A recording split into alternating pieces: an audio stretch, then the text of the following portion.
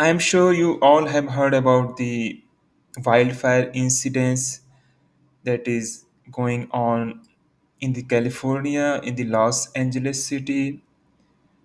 It's a devastating event, and so far it has burned around 60 square miles.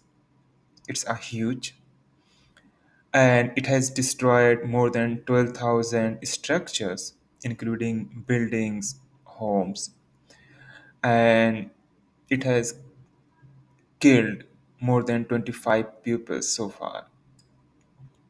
But do you know that this California wildfire happens every year, almost every year in the California? But the question is, what was different at this time? So the answer is the wind, in which direction it was blowing at this time. So in the previous year, when the forest caught the fire in the California, the wind almost the wind always blow away from the residential area or opposite to the residential area. But this time, when the fire when the forest catches the fire, the wind was blowing towards the residential area, and that's why it made a huge destruction of the buildings, home structures, and also it killed the people. So the other point to note here about the wildfire, so there are two aspects of the forest burning. One is the burning of the forest itself, and second is the when it generates a huge amount of the smoke, and this smoke goes into the atmosphere, and when they are inhaled, they are toxic to our body, and it also leads to the death. So there is a data which shows that the wildfire smoke inhalation, it causes globally more than 1.5 million deaths. It's a very big number, right? And in US it's more than 11,000, and in India it's zero point 0.1 million deaths per year. But the next question comes to our mind: what make this smoke so toxic that it leads to the death of the people, right? So this smoke is the complex mixture of the toxic gases, ultrafine particles, and harmful chemicals. And when they are inhaled into our body or lung, so it goes from the nose to the respiratory system and then it goes to the lung. So in the lung, it causes the toxicity. So these ultrafine particles are the gases, toxic gases.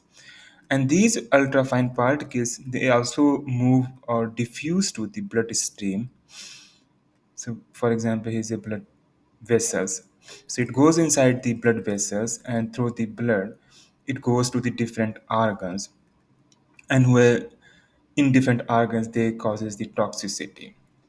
And ultimately, this smoke inhalation results in the different health consequences. So if you inhale the wildfire smoke, there could be two effects. One is the immediate effect, like this, and other could be the long-term effect. So immediate effects would be linked to the respiratory system because we inhale the wildfire smoke. So the immediate effects could be respiratory irritation, coughing, shortness of breath, and reduced lung function. So all these symptoms are linked to the respiration or the lung.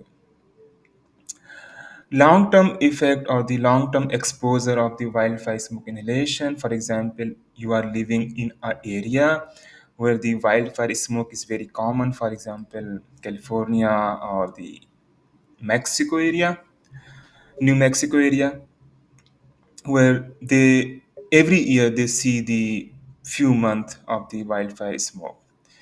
So in that area, they experience a long-term exposure of the wildfire smoke.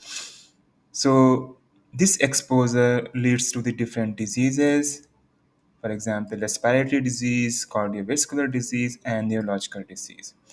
So respiratory disease include the asthma, bronchitis, pneumonia, and COPD.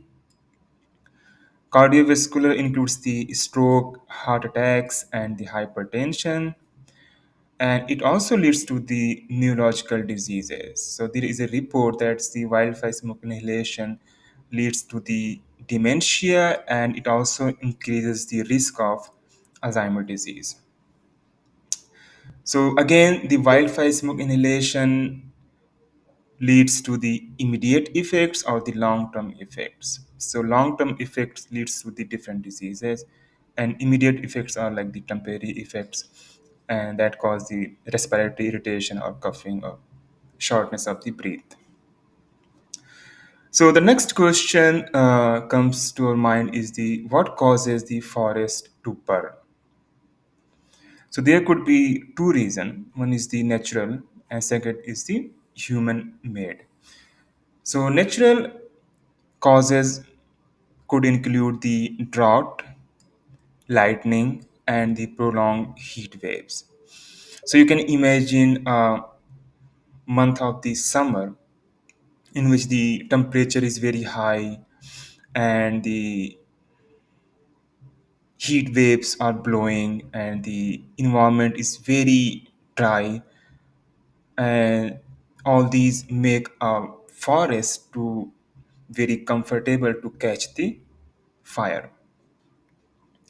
So one reason is the natural one. Second is the human made or man made.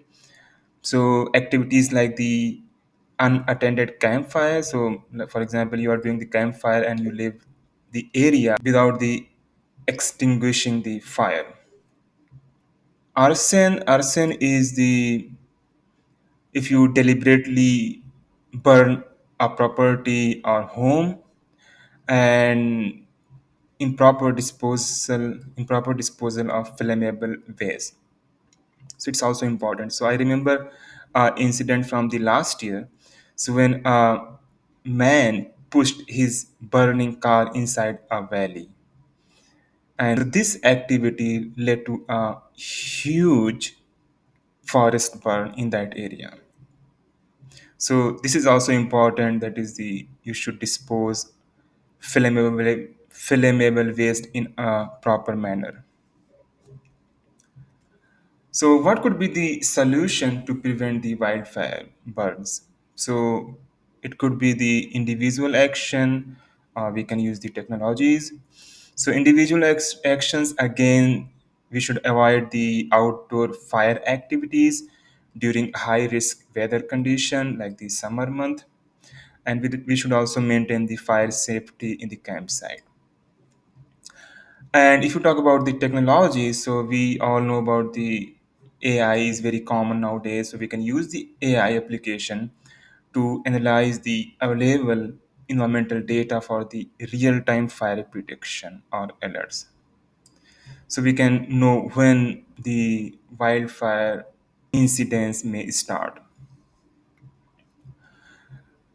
Second is we can use the drone to monitor the high risk zones and identify the hotspots for the wildfire burn.